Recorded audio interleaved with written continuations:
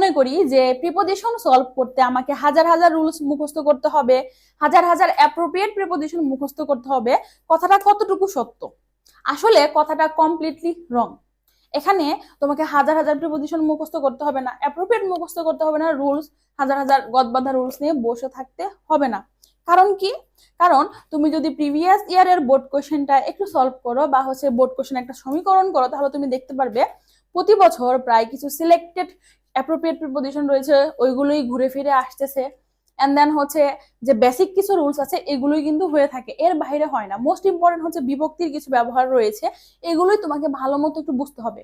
আমরা মেইন ভুলটা যে জায়গায় করি, আমরা হচ্ছে প্রথমে রুলস পড়তে চলে যাই, বাট আমাদের এটা করলে হবে না। আমাদের কি করতে হবে? আমাদের যে প্যাসেজটা আসছে বা প্রিভিয়াস ইয়ারে যে প্যাসেজটা এসেছিল সেই প্যাসেজটা আগে সলভ করতে হবে আমাদেরকে। ওকে, প্যাসেজটা সলভ করার মাধ্যমে আমাকে বুঝতে হবে আসলে আমাদের কোশ্চেনের প্যাটার্নটা কি, আমাকে আসলে কি চাই। প্রতি বছর কিন্তু একটা নির্দিষ্ট প্যাটার্ন অনুসরণ করা হয়, প্যাটার্নে আসলে আমার কাছে কি মানে হচ্ছে চাওয়া হচ্ছে প্রতি বছর, এই জিনিসটা তোমাকে কোশ্চেন অ্যানালাইসিস করতে হবে, তাহলে তুমি জিনিসটা ধরতে পারবে। তাহলে তোমাকে আর কি করতে হবে না, বড় বড় মোটা মোটা বই পড়ে হাজার হাজার রুলস মুখস্থ করতে হবে না। আর তুমি যদি এখনো এই বিষয় নিয়ে ভয়ে থাকো যে আসলে সিলেক্টেড আপু যে প্রিপোজিশনের কথা বললে অ্যাপ্রোপ্রিয়েট, এগুলো তাহলে কোন জায়গায় থেকে পড়বো, তোমার যদি এগুলো মানে হচ্ছে এক জায়গায় গোছানো ভাবে পেতে চাও, তাহলে তোমার জন্য রয়েছে আপুর লেখা ইংলিশ সেকেন্ড পেপারের এই বইটি। এই বইয়ের মধ্যে প্রিপোজিশন এমন ভাবে দেওয়া রয়েছে, বেসিক গুলো এমন ভাবে দেওয়া রয়েছে, অ্যাপ্রোপ্রিয়েট গুলো একদম সিলেক্টেড যেগুলো থেকে তোমার আসার সম্ভাবনা প্রায় 100%, এর বাহিরে আর কোনো কিছু নেই। তো তুমি যদি জাস্ট এই একটা বই কালেক্ট করতে পারো, ইনশাল্লাহ তোমার পুরো এইচএসসি জার্নি খুব সুন্দর মতো শেষ হবে। এখানে তুমি প্রিভিয়াস ইয়ারের প্রত্যেকটা কোশ্চেন পেয়ে যাচ্ছ 16 পর্যন্ত, এবং প্রত্যেকটা কোশ্চেনের ব্যাখ্যা এখানে সুন্দর মতন করে দেওয়া আছে। পাশাপাশি প্রত্যেকটা কোশ্চেন এক্সপ্লেনের নিচে আমাদের কিউআর কোড দেওয়া আছে, তুমি যদি কিউআর কোডটা স্ক্যান করো তাহলে তোমার যদি কোনো জায়গায় ডাউট মনে হয় সেটা কিন্তু তুমি ক্লিয়ার করে নিতে পারবে ইনশাল্লাহ। তো বইটা তুমি সংগ্রহ করার জন্য দ্রুত আমাদের পেজে ইনবক্স করো, আমরা তোমাকে বিস্তারিত বলে দিব। আসো এখন আমরা যে কোশ্চেনটা সলভ করবো তা হচ্ছে ঢাকা বোর্ড 2023 সালে। আসলে দেখি আমরা আর্টিকেলের উপর মানে প্রিপোজিশনের উপর কোশ্চেনটা কি হইলো। এখানে বলা আছে a good boy accustomed, একটু দেখো কি বলা আছে, অ্যাকিউজ টম টু, মনে রাখবা এখানে অ্যাকিউজ টম টু মানে হচ্ছে অভ্যস্ত, কোনো কিছুর প্রতি অভ্যস্ত। তাহলে গুড বয় একটা ভালো ছেলে কিসের প্রতি? হার্ড ওয়ার্কের প্রতি কি থাকে? অভ্যস্ত থাকে। তাহলে এটা অ্যাপ্রোপ্রিয়েট প্রিপোজিশন, ঘুরে ফিরে এটা অনেকবার আসছে, এটা মুখস্থ করো। Accustom plus to. Next, he is not addicted, addicted এর সাথে কি বসে? এডিক্টেড টু মানে হচ্ছে আসক্ত, appropriate. Addicted to any bad thing, সে হচ্ছে কোনো খারাপ কাজের সাথে কি থাকে না? আসক্ত থাকে না কাজের প্রতি। তাহলে এডিক্টেড টু, এ দেখো ব্যাখ্যা করে দেওয়া আছে আসক্ত, এডিক্টেড টু মানে হচ্ছে আসক্ত। He is not averse to any hard work, সে কোনো মানে কঠোর পরিশ্রমের প্রতি কখনো বিমুখ হয় না, মুখ ফিরিয়ে নেয় না, যাই হোক আমি এটা করবোই, আমাকে পারতেই হবে, এরকম মেন্টালিটি থাকে। তাহলে অ্যাভার্সের সাথে কি বসে? টু। অ্যাভার্স টু মানে হচ্ছে বিমুখ, অ্যাভার্স টু মানে হচ্ছে বিমুখ, মুখস্থ করো, অ্যাভার্স টু মানে বিমুখ।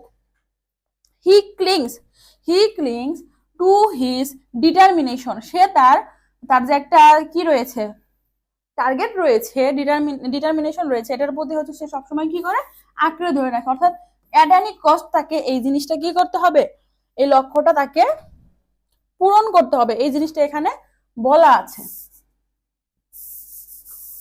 তাহলে দেখো আমরা কি পেলাম? অ্যাভার্স টু, ক্লিংস টু, এগুলো আমাদের মুখস্থ রাখতে হবে। এরপরে since he is used, gap আছে হার্ড ওয়ার্ক, ইউজ টু মানে হচ্ছে সে কঠোর পরিশ্রমের প্রতি অভ্যস্ত। তাহলে ইউজটার সাথে এখানে কি বসবে? টু। ইউজ টু মানে হচ্ছে অভ্যস্ত, ইউজ টু মানে অভ্যস্ত। হি is not doubtful, doubtful his success, তাহলে সে তার সফলতার ব্যাপারে বা সাফল্যের ব্যাপারে কখনো সন্দিহান নয়।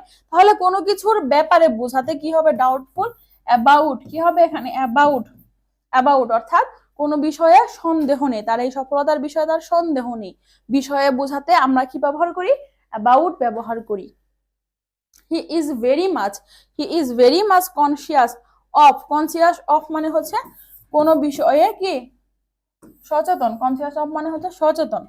হি is not boastful his talent, সে কখনো তার এই যে ট্যালেন্ট বা গুণ রয়েছে এটা নিয়ে কি নয়? অহংকারী নয়। তাহলে বুস্টফুল অফ, বুস্টফুল অফ, বুস্টফুল অফ মানে হচ্ছে অহংকারী, বুস্টফুল অফ মানে কি? অহংকারী, এটা মনে রাখতে হবে।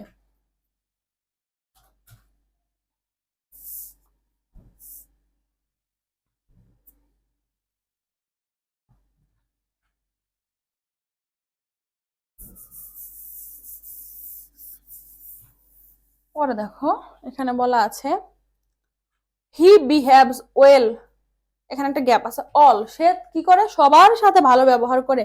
তাহলে সাথে বোঝাতে আমরা কি ব্যবহার করি, উইথ ব্যবহার করি। কি করে, সবার সাথে ভালো ব্যবহার করে। তাহলে কোনো কিছু সাথে বা সঙ্গে বোঝাতে আমরা কি ব্যবহার করি, উইথ ব্যবহার করি। দেখো এখানে লেখা দেওয়া আছে যে কোনটার সাথে কি বসবে।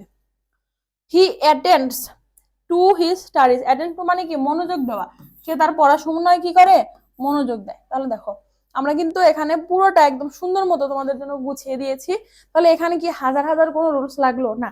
এই যে দেখো ঘুরে ফিরে, যেমন কোনো কিছুর বিষয়, অ্যাবাউট, এটা তুমি প্রায় সব বোর্ড কোশ্চেনের মধ্যে পাবে।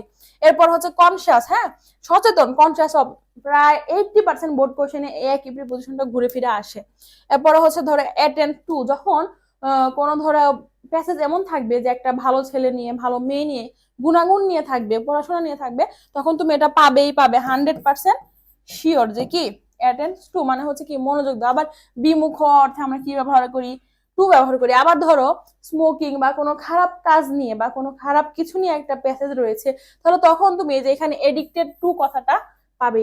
লাইক হচ্ছে ধরো smoking, use and abuse of internet, mobile phone, এই টাইপের যে প্যাসেজ গুলো যদি আসে, সেখানে তুমি হচ্ছে এই যে এডিক্টেড টু এই কথাটা পাবে। তাহলে তোমাকে একটু বুঝে বুঝে টেকনিক্যালি সলভ করতে হবে। তো তোমরা যারা এইভাবে গ্রামারের প্রত্যেকটা রুলস খুব ইজিলি শিখতে চাও, তোমাদের জন্য আমাদের একটি ব্যাচ রয়েছে, এটা হচ্ছে গোল এ প্লাস ব্যাচ। এখানে তুমি কি পাচ্ছ, এইচএসসি এবং অ্যাডমিশন একটা কোর্সের মাধ্যমে কমপ্লিট, প্রি অ্যাডমিশন তুমি এখান থেকেই পেয়ে যাবে ইনশাল্লাহ। এখানে তুমি English first paper and English second পেপারের পূর্ণাঙ্গ গাইডলাইন পাবে। ইংলিশ ফার্স্ট পেপারের উপর 60টি ক্লাস, 60টি ক্লাসের জন্য 60টি পিডিএফ এবং টপিক ভিত্তিক 60টি পরীক্ষা, অর্থাৎ প্রত্যেকটা ক্লাসের শেষে একটা করে পরীক্ষা হবে। এন্ড লাস্টে হচ্ছে 5টা পূর্ণাঙ্গ মডেল টেস্ট এন্ড সেকেন্ড পেপারের উপরেও সেম ক্লাস। এবং হচ্ছে তোমাকে তো আমি একটু আগে বইয়ের কথাটা বললামই, তুমি যদি এই বইটাও কোর্সে এনরোল করো, বইটা কিন্তু তুমি এর সাথে পাচ্ছ। তাহলে আসো কোর্স ফি কত, তুমি যদি বই সহ কোর্স এনরোল করো 999 টাকা, আর উইদাউট বুক 699 টাকা। আর তুমি যদি শুধু বইটাও কিনতে চাও, এটাও তুমি নিতে পারবে। বিস্তারিত জানার জন্য এবং কোর্স এনরোল হতে তুমি আমাদের ফেসবুক পেজ ইনবক্স করো অথবা আমাদের হোয়াটসঅ্যাপ নাম্বারে যোগাযোগ করো, আমরা তোমাকে বাকি বিস্তারিত বলে দিব। আজ এই পর্যন্তই। আপুর সাথে তোমার আবার দেখা হবে পরবর্তী বোর্ড কোশ্চেন সলভিং ক্লাসে। ধন্যবাদ সবাইকে।